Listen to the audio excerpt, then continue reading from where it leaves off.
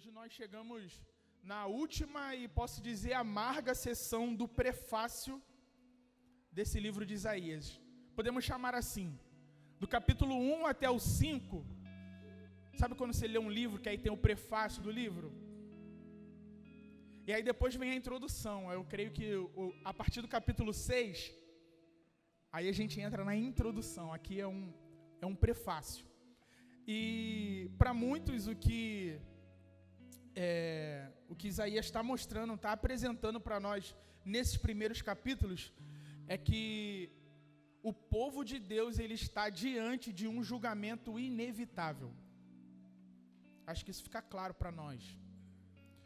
Se o capítulo 1 introduziu o leitor ao livro como um todo, e os capítulos de 2 a 4 puseram a descoberta o enorme conflito entre o que o povo de Deus era e o que Deus havia o chamado para ser, nesse capítulo 5 agora, Isaías nos leva de volta à realidade, para que a gente consiga enxergar qual era a real condição de Israel naquele exato momento em que ele estava profetizando. Nós temos visto que o povo de Israel era um povo que se desviava constantemente, sim ou não, gente? Eles se desviavam constantemente, porém, o futuro de Israel é glorioso. O capítulo 4 deixa isso claro. Se você puder abrir aí a sua Bíblia no capítulo 4, só antes da gente entrar na palavra, versículo 2 do capítulo 4, Isaías fala assim: naquele dia, o renovo do Senhor será de beleza e de glória, e o fruto da terra será o orgulho e a glória para os de Israel que forem salvos. Os restantes de Sião e os que ficarem em Jerusalém serão chamados santos, isto é, todos os que estão inscritos em Jerusalém para a vida. Naquele tempo, o Senhor lavará a impureza das filhas de Sião e limpará Jerusalém da culpa do sangue que há no meio dela, com o espírito de justiça e com o espírito purificador. Sobre todos os lugares do Monte Sião e sobre todas as suas assembleias, o Senhor criará uma nuvem durante o dia e fumaça e um clarão de fogo aceso durante a noite, porque sobre toda a glória se estenderá uma proteção, e haverá um tabernáculo para sombra contra o calor do dia e para refúgio e esconderijo contra a tempestade da chuva. Então, que futuro maravilhoso está reservado para Israel. É o que o profeta Isaías está declarando para nós. Porém, nenhuma esperança futura pode obscurecer ou prevenir o mal presente. É o famoso aqui se planta, aqui se colhe. É o que Isaías vai apresentar para nós nessa mensagem. Sim, há esperança. Mas tal esperança não pode aniquilar o presente, nos afastando de alguma forma da sua ou da nossa responsabilidade. Deus promete algo para nós, mas há uma responsabilidade a ser cumprida por nós aqui hoje mesmo, aqui e agora, no tempo presente. Então hoje nós veremos o que o profeta vai falar do que Israel estava prestes a colher. E Isaías ele vai profetizar através da parábola da vinha. E aí eu já vou dar um spoiler aqui para vocês. Essa parábola ela vai começar de forma enganosa, como uma música casual. Ela se transforma num drama no tribunal e termina com pura condenação. Isaías ele atrai os seus ouvintes como uma música doce. E aí depois ele começa a queimá-los com pregações ardentes. Acho que tem muito a ver com o que nós acabamos de cantar. Vamos ao texto? Isaías capítulo 5. Vamos ler primeiro aqui a parte do 1 ao 7. A parábola da vinha. Agora cantarei ao meu amado o seu cântico a respeito da sua vinha. O meu amado teve uma vinha numa colina fértil. Ele cavou a terra, tirou as pedras e plantou as melhores mudas de videira. No meio da vinha, ele construiu uma torre e fez também um lagar. Ele esperava que desse uvas boas, mas deu uvas bravas. E agora, ó moradores de Jerusalém e homens de Judá, peço que julguem entre mim e a minha vinha. Que mais se podia fazer à minha vinha que eu não lhe tenha feito? E como, esperando eu que desse uvas boas, veio a produzir uvas bravas. E agora lhes darei a conhecer o que pretendo fazer com a minha vinha. Vou tirar a cerca que está ao redor, para que a vinha sirva de pasto. Derrubarei o seu muro, para que ela seja pisoteada. Farei dela um lugar abandonado. Não será podada, nem cavada, mas crescerão nela espinheiros e ervas daninhas. Também darei ordem às nuvens, para que não derramem chuva sobre ela.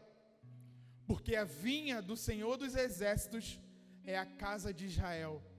E os homens de Judá são a planta preferida do Senhor. Este esperava retidão, mas eis aí opressão. Esperava justiça, mas eis aí clamor por causa da injustiça. Só até aqui, irmãos. Isaías está declarando, através dessa canção, como Deus via Israel naquele tempo. Deus não apenas adotou Israel, mas Ele cercou Israel com todo tipo de bênçãos. Ele não apenas os plantou, mas os escolheu para si mesmo como a melhor vinha. Ele não apenas os valorizou acima de outras nações, mas os amou como a sua própria herança. Se vocês puxarem aí em suas memórias, vão perceber que alguém antes de Isaías teve um comportamento muito parecido, quando ele conta uma história para fazer com que a pessoa que ouvisse essa história condenasse a sua própria ação. Isaías, ele está agindo de maneira semelhante a Natã, quando ele usou uma história para fazer com que Davi condenasse sua própria ação. Isaías está preparando os seus ouvintes para julgarem a si mesmos. Então ele começa no versículo 1. Agora cantarei ao meu amado. Quem é o amado de Isaías? Quem é, gente? Deus. E ele está dizendo, eu vou cantar o cântico dele. Ele fala, o seu cântico a respeito da sua vinha. É o cântico de quem, gente? De Deus. De Deus e quem? E a sua vinha. Sabe quando um casal fala assim, essa é a nossa música? Algum casal aqui tem uma música assim que fala assim, pô, eu tenho uma música. Tem? Qual é a nossa música?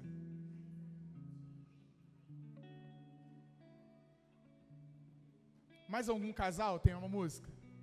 Qual é a música?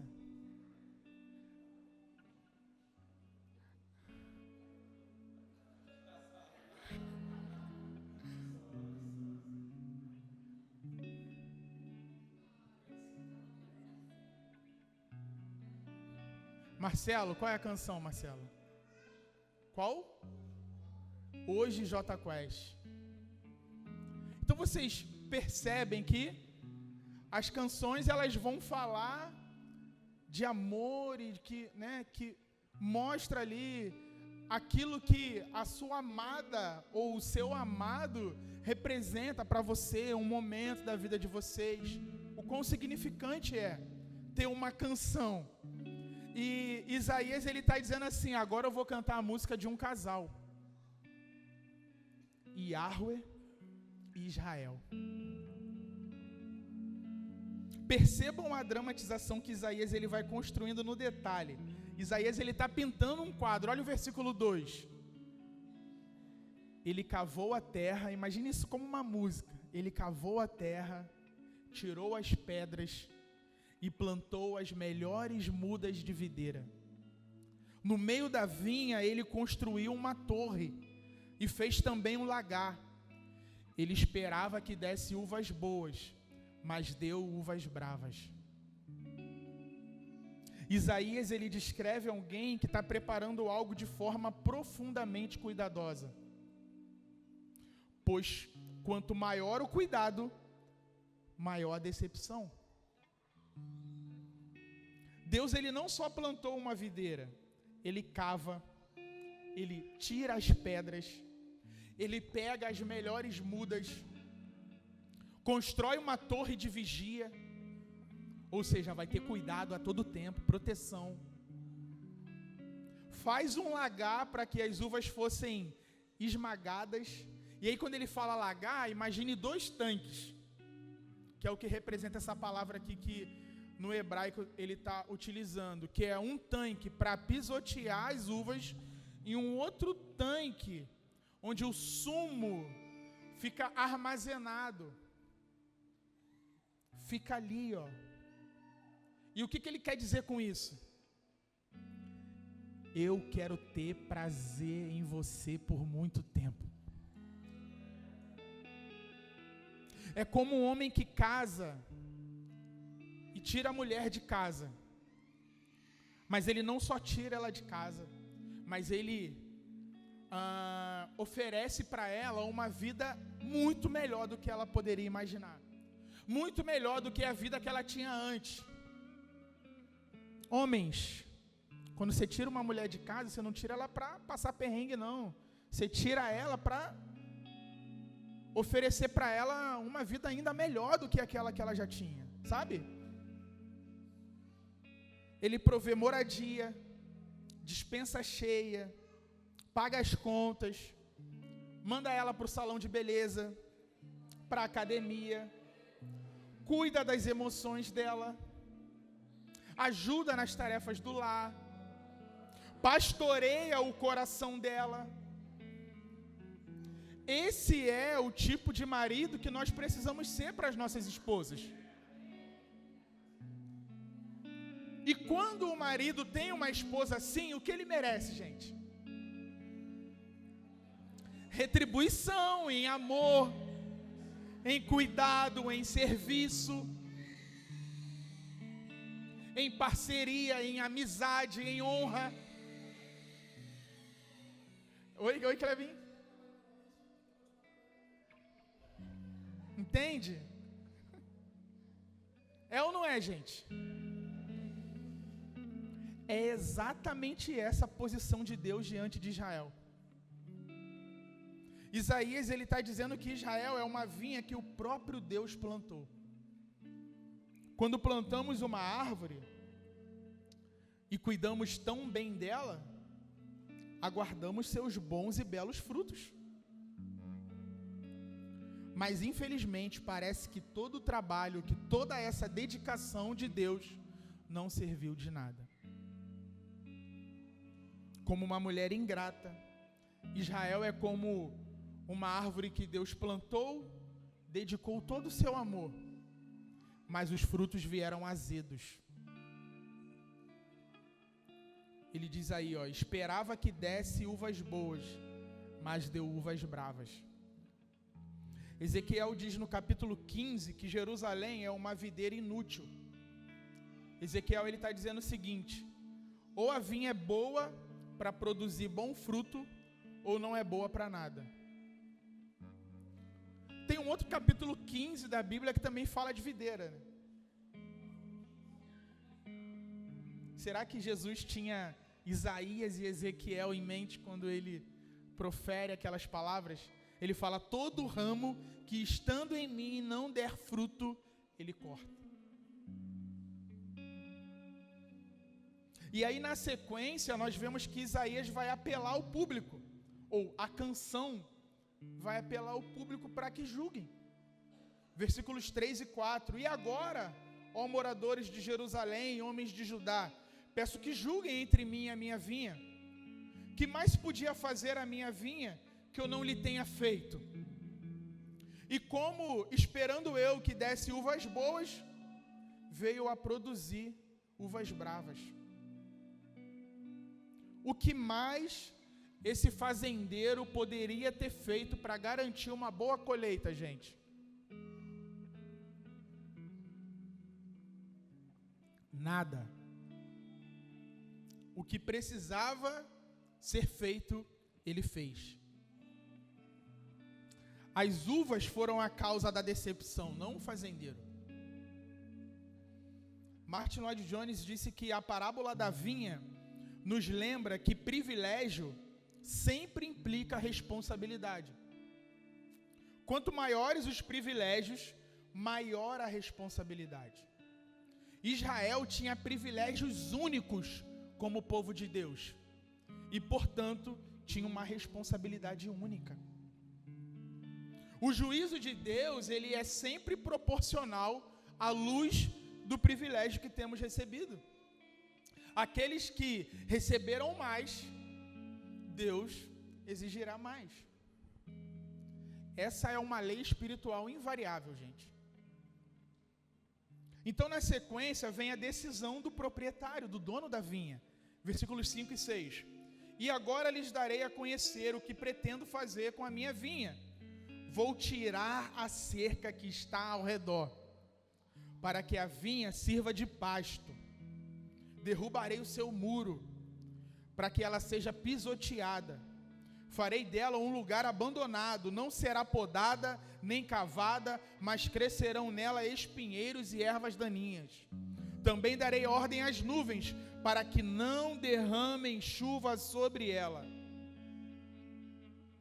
O proprietário decidiu que pararia de proteger sua vinha decepcionante.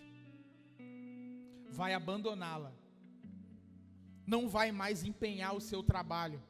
Não vai mais sustentar a vinha com aquilo que é necessário para que ela florescesse. Notem que não é só um largar de mão, tá? Mas é cooperar com a destruição da vinha. E Isaías, ele choca o seu público na sequência, identificando seus personagens pelo nome. Versículo 7. Porque a vinha do Senhor dos Exércitos é a casa de Israel. E os homens de Judá são a planta preferida do Senhor. O dono da vinha era o próprio Deus. E a vinha, a casa de Israel. Este esperava retidão, mas eis aí opressão. Esperava justiça, mas eis aí clamor por causa da injustiça. Apenas no hebraico a gente consegue identificar que Isaías está fazendo aqui um jogo de palavras. Quando ele diz que esperava retidão, essa palavra retidão é mishpat.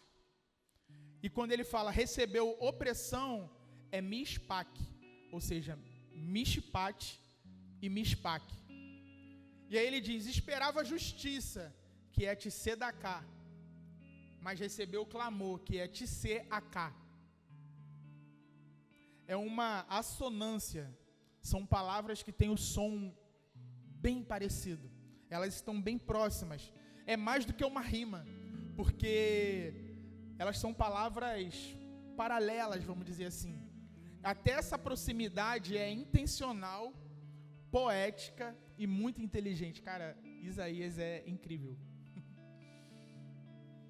Porque Isaías, ele está ilustrando uvas que de longe parece ser boa. Uva. Você olha a vinha, tem uva, pô, legal, tem uva. Pode ser que seja uma vinha boa. Mas a nação de Israel era semelhante a essa árvore que você olha de longe e vê os frutos. Porque a pretensa religiosidade deles fazia com que eles parecessem o povo de Deus. Só que quando você chegava perto, via que o fruto estava estragado. E aí, puxando para a nossa realidade, são como os crentes nominais, que eles frequentam a igreja, sabe? Eles vão a cultos, principalmente os mais religiosos, que você bate o olho e vê assim, é crente. Isso é crente. Mas se você provar a vida, pode ser que você se decepcione. Pode ser que os frutos estejam podres. Se você chegar mais perto, você vê. E aí, seguindo na linha marido e esposa, é tipo aquele casal de Instagram, lindo e maravilhoso nas redes sociais, mas vai passar uma semana na casa deles, vai ver os frutos. O que Deus busca não é atividade religiosa, não é performance, mas é fruto genuíno. O fruto da justiça e da retidão. Muitos estão ocupados com religião, com o que fazer, com aparência, com o que falar, mas produzem apenas frutos estragados. Sua preocupação não deve ser o que vão pensar, mas Deus vai gostar?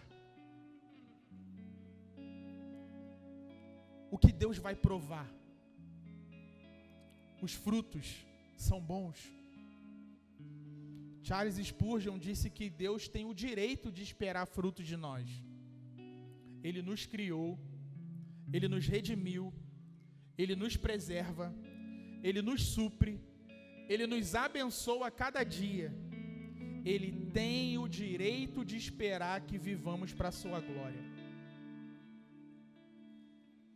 E aí dos versos 8 a 23, nós temos uma sequência de ais. É um termo que ele representa lamento e ameaça simultaneamente. Sabe quando você lamenta, que você fala assim, ai? Mas sabe quando você fala com seu filho também, você fala assim, ai de você? Entenda que esses ais, eles têm essas duas expressões aí simultaneamente. Não é só sobre denúncia, mas é sobre tristeza. Na NAA, o título que a tradução traz aqui é Ai dos Maus. Então o profeta primeiro, como nós vimos, ele fala da qualidade dos frutos, certo? Frutos azedos, frutos estragados. Como diz a conhecida canção da Beth Carvalho, né? Você pagou com traição a quem sempre lhe deu a mão. Antes que alguém perguntasse, mas o que foi que eu fiz? Isaías vai dar a resposta. Isaías identifica os pecados que marcaram o povo e as suas consequências. E é fato que esses pecados, eles ainda estão muito presentes hoje. Bem parecido com o provérbio, onde nós encontramos aquela citação de 6 coisas que o Senhor odeia e uma sua alma detesta. Aqui também nós vemos 6 coisas que o Senhor odeia nessas sessões. Se você estiver anotando, no versículo 8 vai falar da ganância. No versículo 11 e 13, hedonismo. Versículo 18 e 19, rebelião. Versículo 20, imoralidade. Versículo 21, orgulho. E versículos 22 e 23, injustiça. Então, esses eram os frutos da vinha que o Senhor cultivou com tanto amor. Ganância, hedonismo, rebelião, imoralidade, orgulho e injustiça. Versículo 8. Ai dos que ajuntam casas e mais casas, reúnem para si campos e mais campos, até que não haja mais lugar, e ficam como únicos moradores no meio da terra. Então a primeira característica que estragou a fecundidade de Israel foi a ganância. Os israelitas, eles estavam comprando os seus vizinhos. Os inteligentes e bem-sucedidos, que tinham mais condição financeira, eles estavam indo lá e comprando a terra dos outros. Sabe, um pai, quando ele dá, ou deixa de herança uma propriedade para os seus filhos, vamos dizer que uma grande quantidade de terra, e eles dividem, e aí tem alguns mais bem-sucedidos que começam a comprar a terra dos outros, e esses que vendem fica sem propriedade. Ganância. Todo dia sai de casa um malandro e um tolo, e eles vão se encontrar. Um desesperado, cheio de dívida, querendo se dar bem de alguma forma, e o outro com grana, querendo ainda mais grana. Quando eles se encontram, bingo, problema na certa. Um está todo enrolado, e o outro tem o que ele quer. Esse costuma ser um encontro de dois materialistas desesperados. Só que um é aproveitador e o outro esbanjador. O profeta está aí dizendo: ai contra a ganância e a acumulação injusta. É o que Jesus vai dizer no Novo Testamento: não vivam para acumular tesouro na terra. É pecado ser rico, gente? Pecado é viver em função disso. É ter o seu coração tomado pelo desejo de sempre ter mais. Quando se trata de ser dominado pelo dinheiro, você nunca terá o suficiente. Sempre vai querer mais. Não tem um valor que vai te saciar. Tem gente que fala assim, né? Se eu ganhar 30 milhões na Mega Sena, eu resolvo a minha vida, da minha família, eu fico satisfeito, eu mudo de vida, não trabalho nunca mais, né? A pessoa não quer trabalhar, né? Não entende nem o mandato cultural, acha que o trabalho é uma maldição. Não, a primeira coisa que eu vou fazer é dar o dízimo. Disse o cara que ganha 3.000 reais por mês e não consegue dar 300. Aí acha que vai ganhar 30 milhões e vai dar 3 milhões. Eu conto, você conta. Se você não é fiel no pouco, você vai ser fiel no muito? Pare de se enganar. O ganancioso, pobre, infiel no pouco, a melhor coisa que Deus pode fazer por essa pessoa, sabe o que é? Deixar pobre. Porque se der dinheiro, perde ela, perde o coração dela.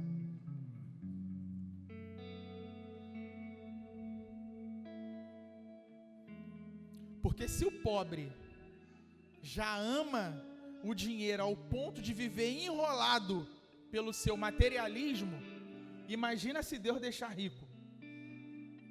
Aí perde de vez.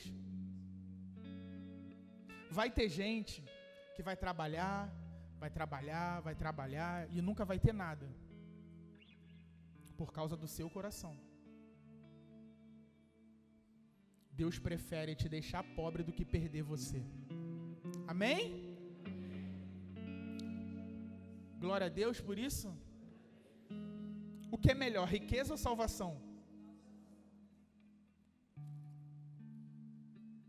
Deus quer salvar Israel. E se Ele te escolheu, Ele quer salvar você também. E aí Ele vai fazer o que for necessário.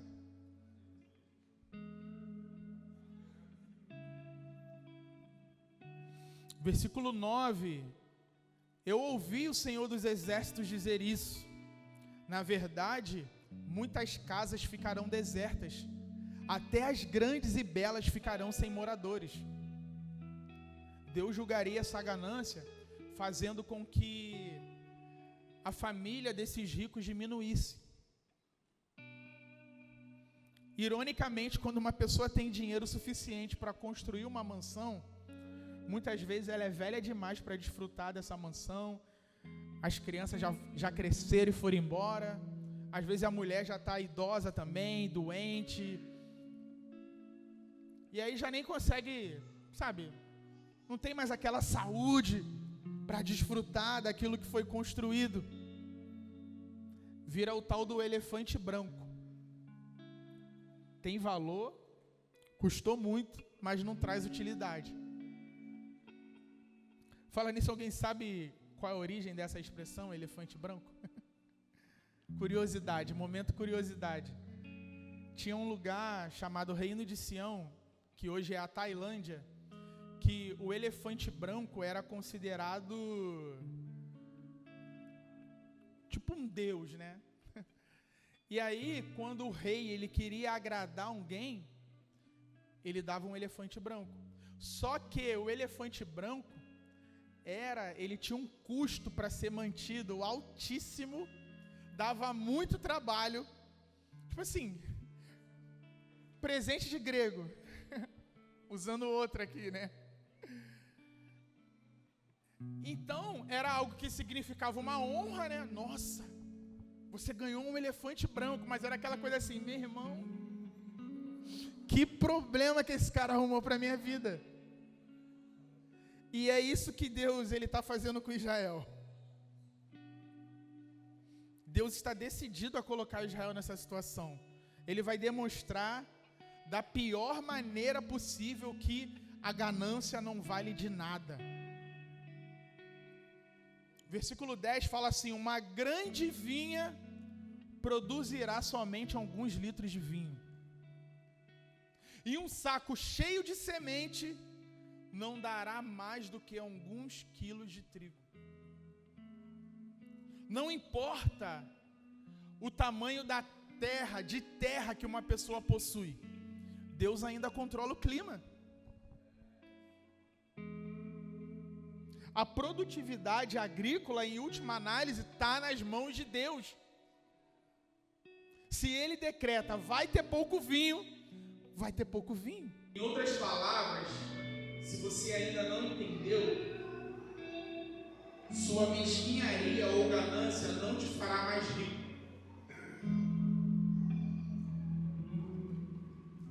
A mesquinharia e ganância só faz com que você seja um acumulador triste. Deus retribui falta de compromisso com disciplina. Vocês estão entendendo isso, gente? Talvez eu tenha falado alguma coisa aqui que tenha deixado o seu coração ofendido. Mas você está entendendo o que Deus está fazendo com Israel? Porque Ele ama Israel. Eu vou repetir para você. Deus, não eu, Deus retribui falta de compromisso com disciplina. Esse é o meu Deus. Esse é o Deus das Escrituras. Esse é o Deus que nós dizemos amar. Esse é o Deus que nós cantamos a plenos pulmões. Eu te amo mais que tudo, Senhor. Será?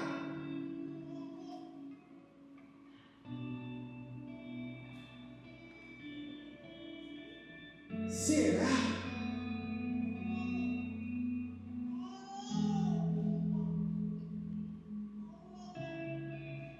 Deus é aquele que disciplina agora, porque Ele não quer te perder eternamente.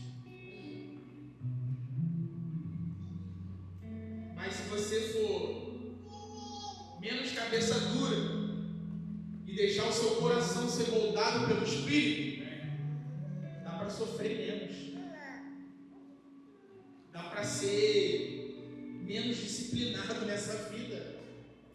Basta o quê? Ser obediente. Não é assim que fazemos com os nossos filhos? Não é assim que nós nos ensinamos? Olha, se você obedecer, você não vai ficar de castigo. Simples. Obedeça. O chamado de Deus para nós continua sendo o mesmo. Obedeça. Obedeça. Seja obediente, seja inteligente. Ninguém ama viver sendo disciplinado. Loucura, insanidade.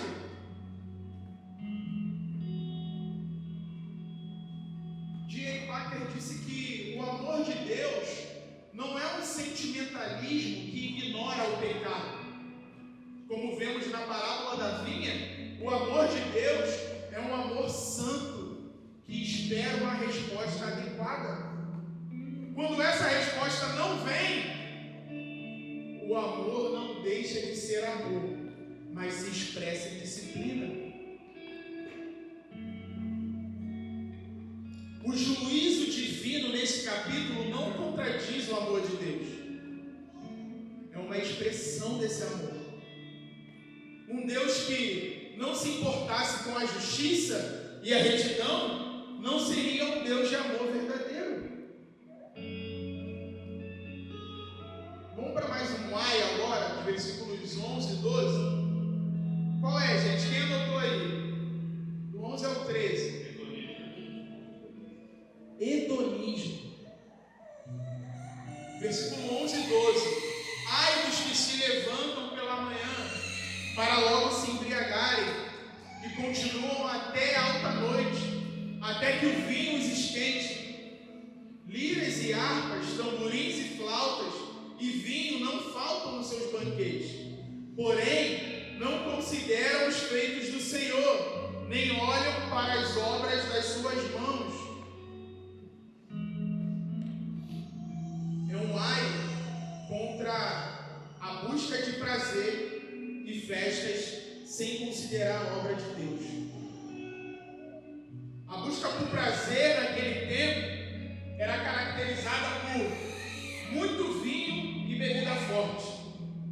As festas ocupavam o lugar que deveria ser de Deus no coração da pessoa. E a pergunta é: será que algum tipo de diversão tem ocupado o lugar que deveria ser de Deus no nosso coração? As possibilidades hoje são muitas, inclusive bem maiores do que naqueles dias. Buscar prazer não é errado em si. A questão é onde, qual a fonte, o que tem te atraído nesses dias.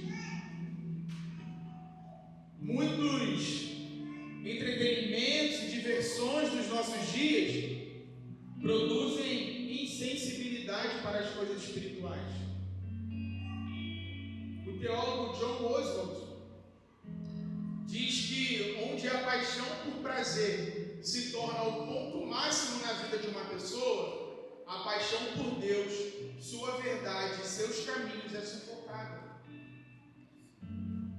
Quando essa fonte de prazer então se torna algo, a coisa só piora.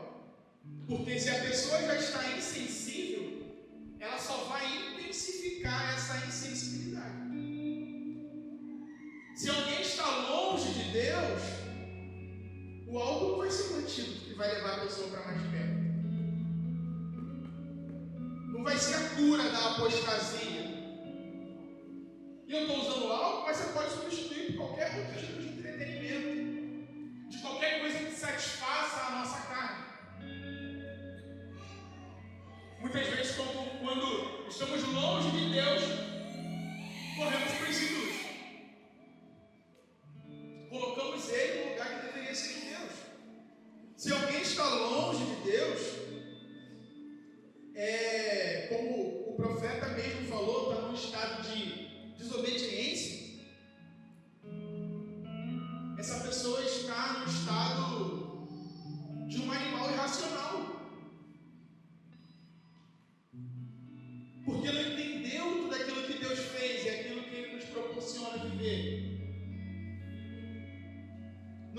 revelando conhecer a Deus, sabe? Assim, não é possível que você conheça a Deus e está vivendo dessa forma. É loucura, é insanidade. Isaías está querendo despertar o povo. Acordem. Os homens, eles não se tornariam escravos de bebidas e prazeres sensuais se não se afastassem primeiro de Deus. Quando você se afasta de Deus, você fica vulnerável, e aí essas coisas vêm e roubam seu coração. E aí eu faço mais uma pergunta: qual será o resultado dessa árdua perseguição à prosperidade e prazer? E aí é o que nós vamos ver no versículo 13 em diante. É o que podemos chamar de as consequências da apostasia. Versículo 13: portanto, o meu povo será levado cativo por falta de entendimento. Os seus nobres passarão fome, e o povo simples morrerá de sede. O resultado de expulsar outras pessoas das suas terras e viver apenas por prazer seria, ironicamente, que os israelitas seriam expulsos de suas terras e desfrutariam de pouco prazer. Em vez de mais comida e bebida, haveria fome e garganta seca para todas as pessoas. E olha o que o profeta declara no versículo 14: por isso a sepultura aumentou o seu apetite e abriu ao máximo a sua boca. Para lá desce o esplendor de Jerusalém e a sua multidão, o seu ruído e os que nela se alegram. Então aqui a gente tem uma troca de papéis. Como quem diz: hoje vocês abrem as suas gargantas no máximo para beber vinho. Amanhã, quem vai abrir a sua garganta é o Sheol, é o lugar dos mortos, é a sepultura. Ela vai abrir a garganta tão grande, vai devorar vocês. Vocês que hoje só vivem para satisfazer os seus prazeres de comida e de bebida e se lambuzam nas suas festas, a sepultura que vai se lambuzar com vocês. Ela vai abrir a sua garganta de uma maneira que nem você nunca conseguiu abrir. Seu bebedor de vinho. Gananciosos e egocêntricos. Vocês estão revelando com as suas vidas que não conhecem a Deus. Gente, que palavra dura Isaías está liberando para o povo através dessa canção. Como quem diz, a morte eterna aguarda vocês. Vocês estão vivendo como quem nunca um dia conheceu a Deus. E aí no versículo 15 ele fala: então o povo será abatido e as pessoas se humilharão, e os olhos dos orgulhosos serão humilhados. A própria terra que hoje vocês compram e exploram vai engolir vocês. E aí, em contraste com a humilhação dos orgulhosos israelitas, o Senhor dos Exércitos desfruta de exaltação. Verso 16: mas o Senhor dos Exércitos será exaltado em juízo, Deus o Santo será santificado em justiça. Por que ele está falando isso aqui? Do nada, né? Ele fala de tudo aquilo que sobrevirá sobre o povo e ele vira para Deus e: não, mas o Senhor dos Exércitos será exaltado. Porque ele está fazendo um contraste, ele está mostrando assim: o comportamento de vocês será retribuído com isso. E Deus, que é justo e santo, será exaltado. Vocês que escolheram viver uma vida de pecado serão humilhados. Percebem esse contraste? 17: então os cordeiros pastarão ali, como se estivessem no seu pasto, e os nômades se nutrirão dos campos que os ricos deixaram abandonados.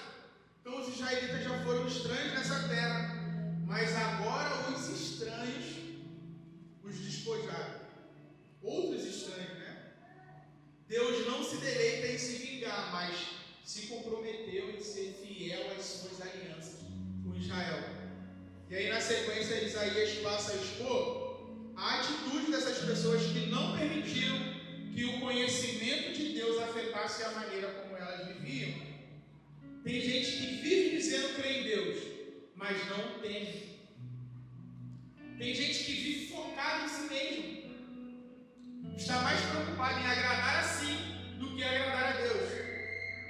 E aí ele vai dizer: ai dos que puxam para si a iniquidade com cordões de injustiça, que puxam o pecado como se faz com as cordas de uma carroça, e dizem que Deus se apresse e termine logo a sua obra, para que a vejamos, que se aproxime e se manifeste o conselho do Santo de Israel, para que o conheçamos.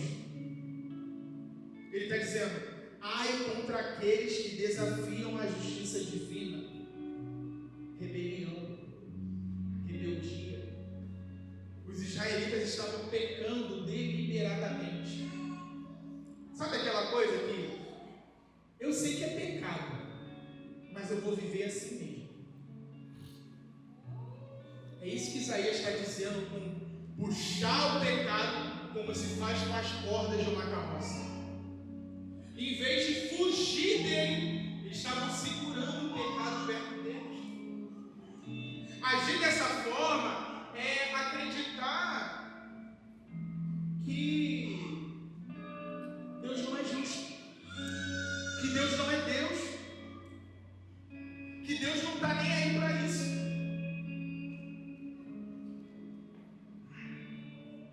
É o que popularmente poderíamos chamar de sem vergonhice, porque diz saber quem Deus é, mas vive de uma maneira como se não entendesse ainda.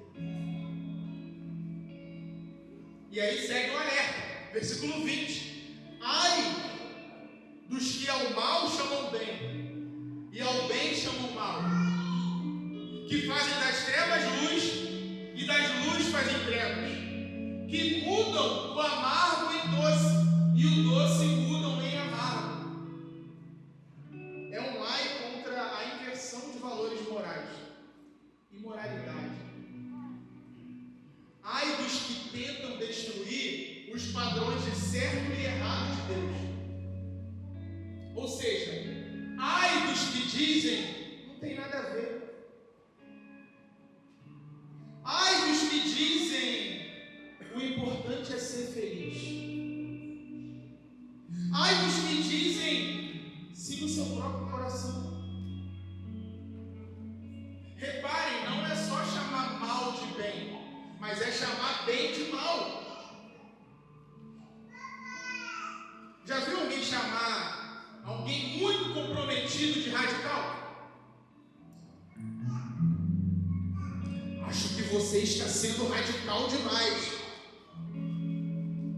Falou o rapazinho que não ora, não lê a Bíblia, não serve ninguém, não é comprometido com nada na igreja, não vive em santidade. Esse radicalismo é perigoso. É tipo pegar a verdade e inverter de cabeça para baixo. A pessoa que só quer andar perto dos, vamos dizer, descomprometidos, para não ser confrontado, está chamando trevas de luz. Não, está tudo bem. Está transformando o amargo em doce. É o tipo de gente que não consegue olhar para a própria vida. Só piora cada dia. Não tem devoção, não tem piedade, não tem vida com Deus, mas continua no mesmo caminho como se estivesse tudo bem. Se não tem fruto de arrependimento, talvez o inferno seja o seu lado. profeta diz no versículo 21. Ai dos que são sábios aos seus próprios olhos e inteligentes em seu próprio conceito. É um ai contra a arrogância intelectual e autossuficiência, orgulho, presunçosos, se acham mais sábios e inteligentes do que o próprio Deus. Não, eu sei o que eu estou fazendo. Deixa que da minha vida cuido eu. Ai dos malandretes.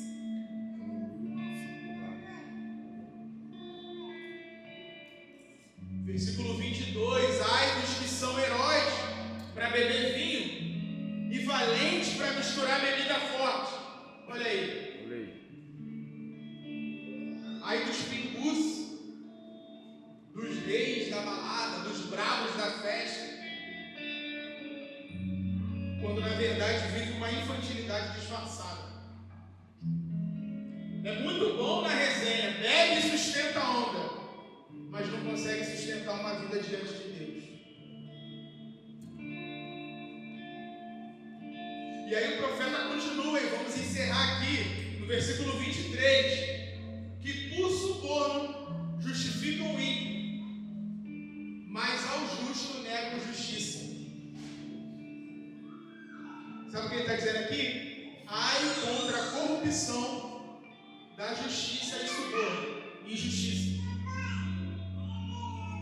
Ai dos que acham inteligente lucrar quando alguém perde. Às vezes as pessoas acham que só juízes e autoridades podem cair nesse erro, né?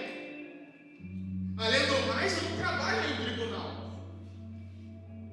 Ninguém pode me subornar para que eu justifique o ímpio. Mas e quando você baixa aquele PDF do livro que você não comprou? Pirâmide financeira. Nossa, como eu já vi crente envolvido nessas coisas. Querendo ganhar dinheiro fácil. Aceitar troco errado e achar que está tudo bem. E a gatonete? E a TV Box? As pessoas querem se convencer de que não é um problema. E o produto falso que você compra? E quando você enrola para trabalhar menos? E a fila que você fura? Quantas vezes já me ofereceram, gente? Mercado, correio, retirada de ingresso. Você acha conhecido na fila, aí ele fala assim: pode entrar aqui na minha frente.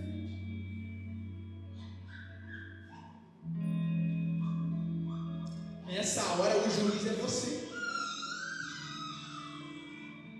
É você que decide. O que você faz?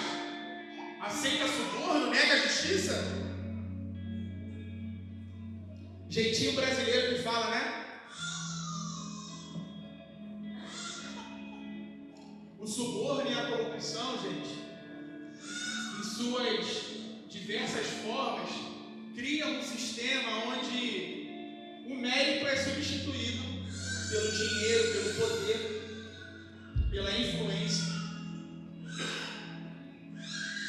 Isso gera desigualdade e prejudica o bem comum. A fila do SUS que você fura, passa alguém para trás, sabia?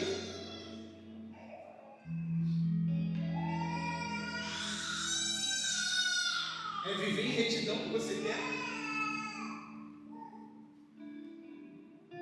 Como indivíduos e como sociedade, nós somos chamados a refletir sobre nossas ações cotidianas e buscar integridade em todas as áreas das nossas vidas.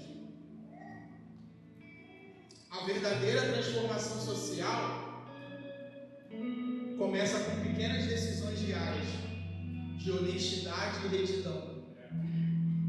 Mesmo quando isso parece ir na contramão da cultura predominante. E aí, estamos dispostos? Quer seguir Jesus?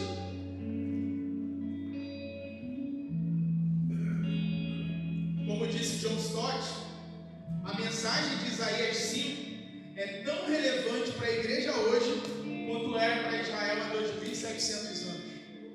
Deus continua a investir em seu povo e continua a esperar frutos correspondentes a esse investimento. Vocês entenderam isso? Deus continua investindo na minha e na sua vida. E sabe o que Ele espera? Frutos bons, não frutos podres, não corrupção. Quais frutos a sua vida tem revelado? Ganância ou generosidade? Hedonismo ou sacrifício? Arrogância ou humildade? Rebeldia ou obediência? Corrupção ou integridade? Orgulho ou modéstia? Imoralidade ou pureza? Injustiça ou justiça? Da mesma forma que Deus exige de Israel, Deus exige da sua igreja. E Ele espera que nós venhamos a revelar o fruto do Espírito. Será que você precisa se arrepender de algo para se enquadrar de verdade na vontade de Deus na sua vida? Existem áreas cinzentas a serem removidas da sua vida ainda? A hora de se arrepender é agora, meus irmãos. O impacto da vida que nós vivemos hoje será eterno. O que você faz hoje não te salva. Quem te salva é Deus. Mas isso implica positiva ou negativamente na forma que você vai viver a sua eternidade.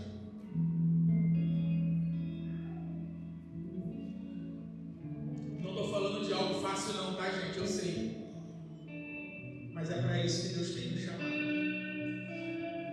Parafraseando o que a Natália colocou em nosso grupo essa semana, você quer um Deus que te faça feliz ou te transforma? Queremos êxtase ou transformação? Vamos refletir? Vamos clamar por cura essa manhã? Que o Espírito gere arrependimento em nós. Aleluia. Amém. Senhor, venha sobre nós enquanto nós refletimos.